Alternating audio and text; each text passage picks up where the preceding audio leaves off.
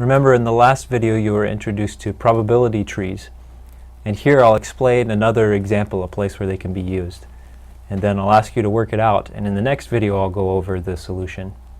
So here we'll be interested in how weather affects flight statuses at an airport.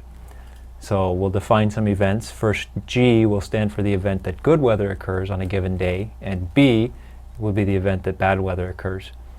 And then there are also different flight statuses that we're interested in. O is an on-time departure, D for delayed, and C for canceled. Now, we have a bunch of probabilities here. Let's say that you know the probabilities of the weather, so every 9 out of 10 days has good weather, and 1 in 10 days has bad weather. And then given each of the weather conditions, you know something about the probabilities of the departures.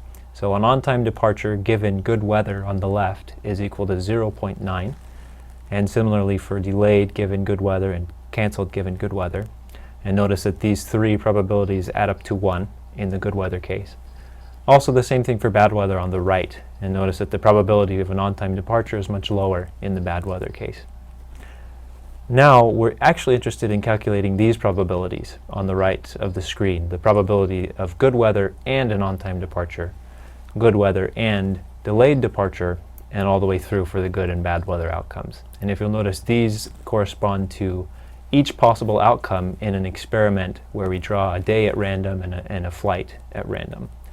So to calculate these probabilities, you're going to be using a probability tree where the first fork corresponds to the event that good weather or bad weather happens.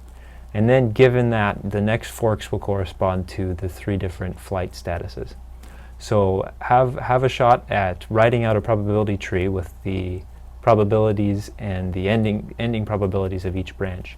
And in the next video I'll come back and work through this example with you.